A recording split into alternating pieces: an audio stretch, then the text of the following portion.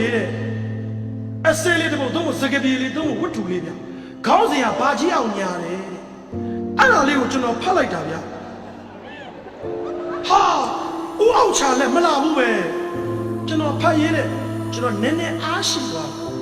ပြောပြအောင်မယ်ပရိသတ်ကြီးဒီမှာကလေးတွေလည်းပါတယ်ဆိုလို့ပါဆရာကြီးမင်းတို့ကကြပြဆရာလို့ပဲမအောင်မင်းနဲ့တော့မလေးစကပြေလေးလည်းရေးတယ်ဗျခေါင်းစဉ်ကဘာကြီးအောင်ညာတယ်တချင်းတောင်ရှိသေးတယ်တချင်းတော့မဆိုတော့ပြောပြအောင်မယ်ဒီလိုဗျတခါတော့ကရွာတရားမှာဦးအောင်ချာလို့ခေါ်တဲ့စဲစွာတွေကိုဘဘူးရုပ်အဖြစ်ထူတဲ့ဘဘူးပညာရှင်ကြီးဦးအောင်ချာရှိတယ်သူ့ရဲ့အလုပ်ယူလေးကမူလာတန်းကျောင်းနဲ့မနီမဝေးလေးအဲ့ဒီမူလာတန်းကျောင်းမှာလည်းဖိုးချစ်ဆိုတဲ့ကလေးလေးရှိတယ်မြောက်ရှောင်းအောင်ဆိုတဲ့ကလေးလေးပေါ့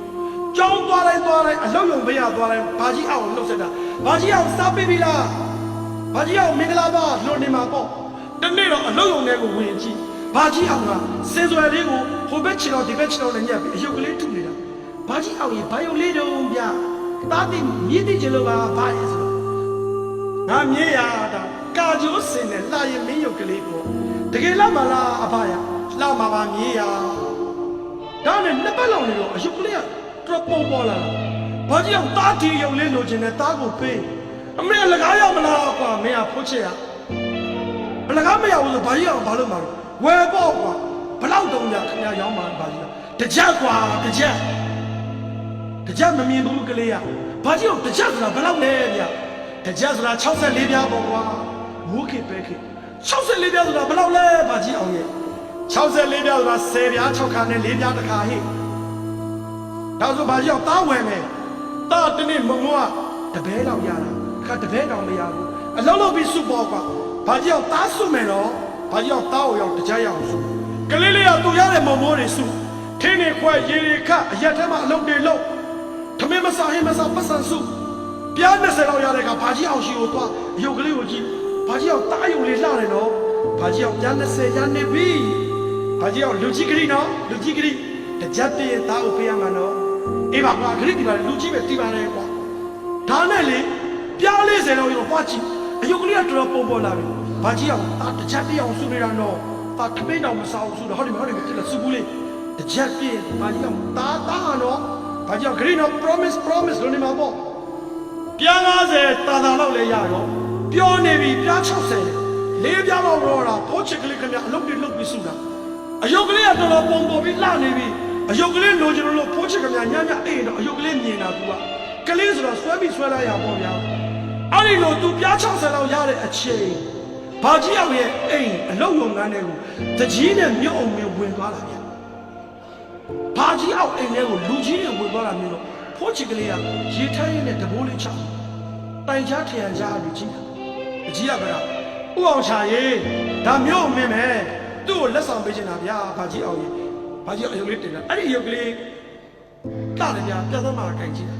မျိုးမင်းသဘောကျဒါသဘောကျတာပေါ့ကဲဘာကြီးအောင်ဒါဘယ်လောက်တော့တကြီးဆိုယူသွားပါတကြီးရပြေးလိုက်တာမြို့ဖိုးချစ်ကထရန်ချကြည့်အံ့ဩနေတော့ဘာကြီးအောင်ခင်ဗျညားတယ်ဗျာဘာကြီးအောင်ခင်ဗျလူကြီးလေလူကြီးဘာကြီးအောင်ခင်ဗျလူကြီးဗျာဘာကြီးအောင်ခင်ဗျလူကြီးဖြစ်ပြီးညားတယ်ဗျာခင်ဗျကြက်သေးလည်းမရှိဘူးဗျာဘာကြီးအောင်ခင်ဗျညားတယ်ဗျာသားမောင်ပြင်တမင်မသားဆိုတော့ခင်ဗျညားတယ်ဘာကြီးအောင်ဗျာဘာကြီးအောင်တကြီးကြည့်တော့တကြီးခင်ဗျကျွန်တော်ရွာလူကြီးဆို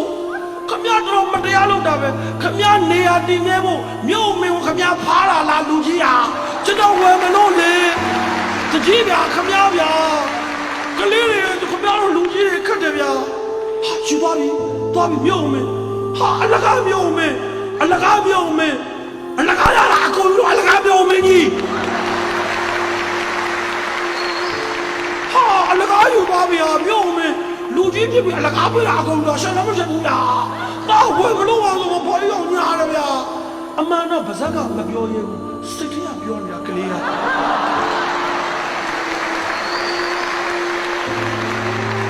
ကျွန်တော်အဲ့ဒီအချိန်ကလေကျွန်တော်ဖက်လက်စာဆောင်းလေးကိုရင်ပေါ်တင်ပြီးဖိုးချစ်လေးကိုတနာသွားတာဗျာတနာရင်းနဲ့စာသင်ခန်းထဲကကလေးတွေတက္ကသိုလ်ကျောင်းသွားနေတဲ့ကိုတပည့်တွေမျိုးလုံးတွေကပြည့်နေတယ်ဟို ဟုတ်တယ်လူငယ်တွေကိုလူကြီးတွေတန်ဖိုးထားမှတိုက်ပြီးတိုးတက်မယ်လူငယ်တွေကိုလူကြီးတွေညာနေသေးသေးလူငယ်တွေကိုနေရာမပေးသေးသေးလူငယ်တွေကိုတန်ဖိုးမထားသေးသေးလူငယ်တွေကိုလူကြီးတွေကမလေးစားသေးသေးအဲ့ဒီနိုင်ငံအဲ့ဒီအိမ်အဲ့ဒီတိုင်းပြည်ဘယ်တော့မှမတိုးတက်နိုင်ဘူးအဲ့ဒီအိမ်ကိုကြည့်လိုက်အဲ့ဒီအိမ်ကိုကြည့်လိုက်အဖေတွေသားသမီးကိုမလေးစားဘူးအရက်တောက်တယ်သားသမီးရှိအမေတွေသားသမီးရှိချဲထိုးတယ်အဖေတွေသားသမီးရှိကိုယ်ကိုပြစ်ခင်နဲ့ထွေးတယ်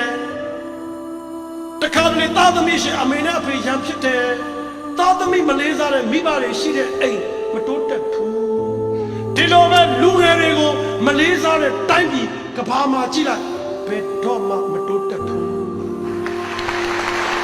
ကျွန်တော်နိုင်ငံလို့မပြောဘူးနော်ကျွန်တော်မပြောဘူးကျွန်တော်စဉ်းစားမိတာလေကျွန်တော်စောက်ကလေးကိုချစက်ဖတ်တော့တနာစရာကောင်းလိုက်တာဖိုးချစ်ကလေးကအစာရောဂါနဲ့တင်